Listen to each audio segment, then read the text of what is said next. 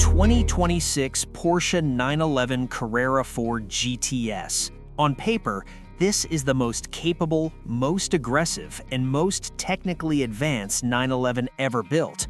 But it is also the most dangerous gamble Porsche has ever taken. You see, for 60 years, this car has been the gold standard of mechanical purity. It has been the benchmark that every other sports car tries to beat.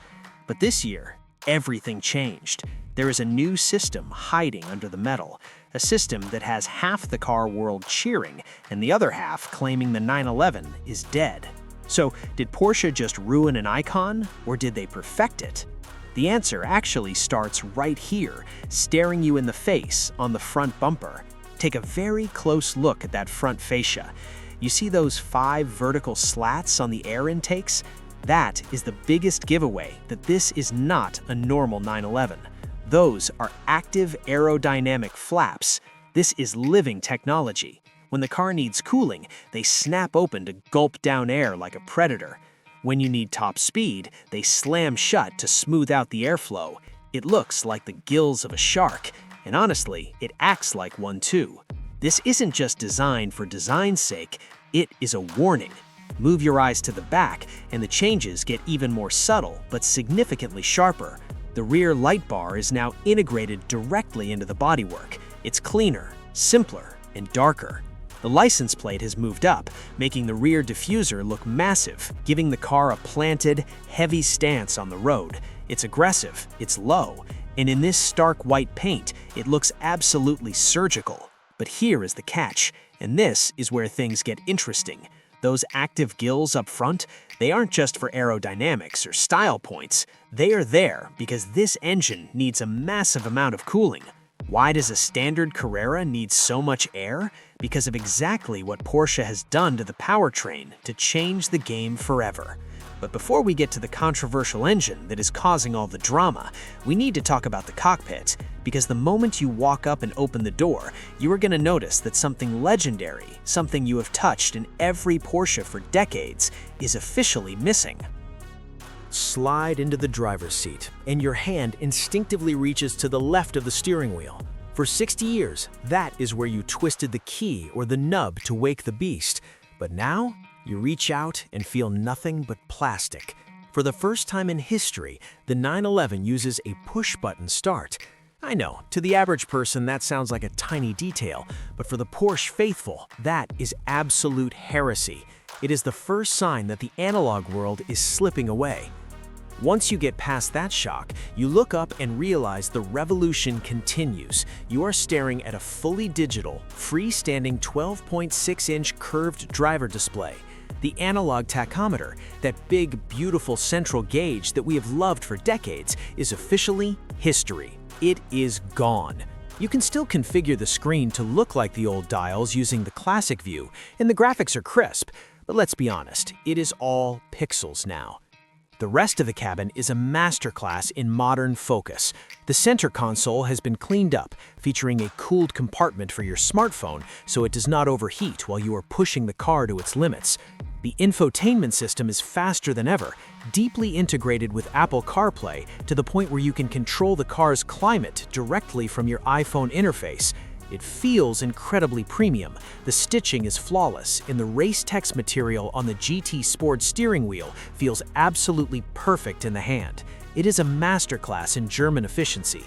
But sitting here, surrounded by screens, haptic touch buttons, and piano black surfaces, it raises a massive, uncomfortable question. Is it getting too digital?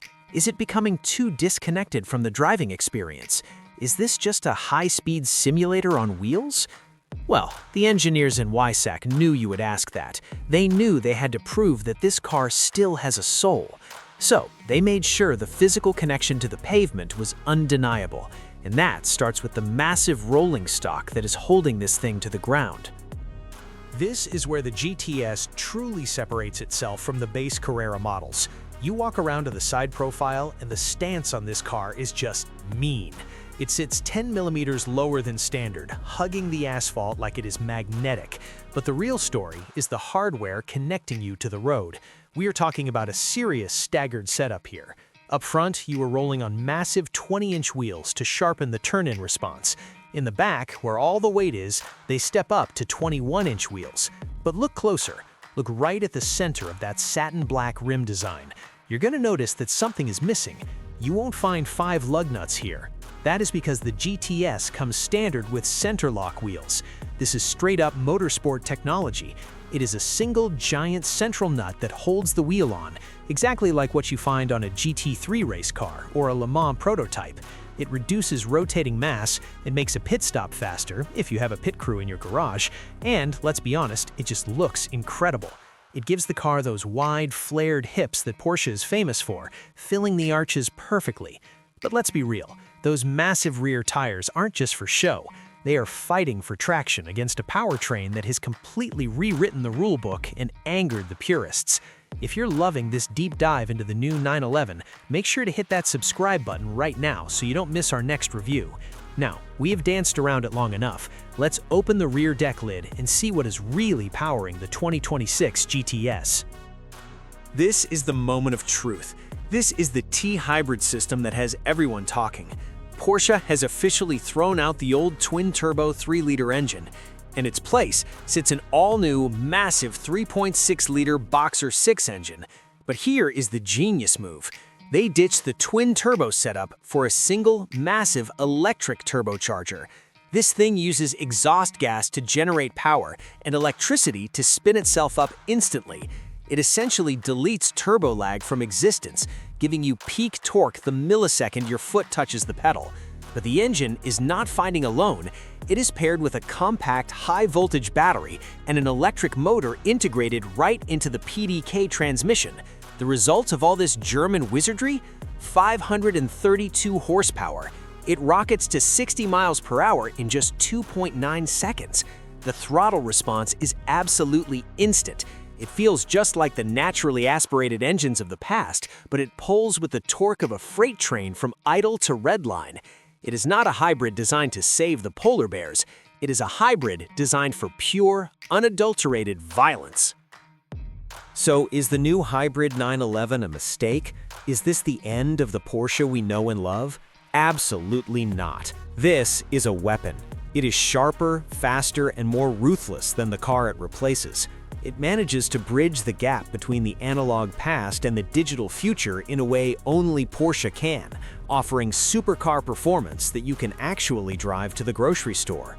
But cutting-edge technology always comes with a heavy penalty, and this time, your wallet is going to feel it. The days of the attainable 911 are fading fast. When you factor in the new hybrid tech, the center lock wheels, and the sheer performance that rivals the turbo models of yesterday, the GTS has climbed into a completely new tax bracket.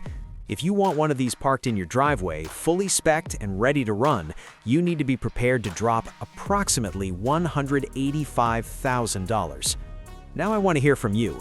Is this hybrid masterpiece worth that massive price tag, or would you rather spend that money on a used, naturally aspirated GT3? Let me know your pick in the comments below. And if you enjoyed this deep dive, smash that subscribe button so you don't miss what we drive next. Thanks for watching.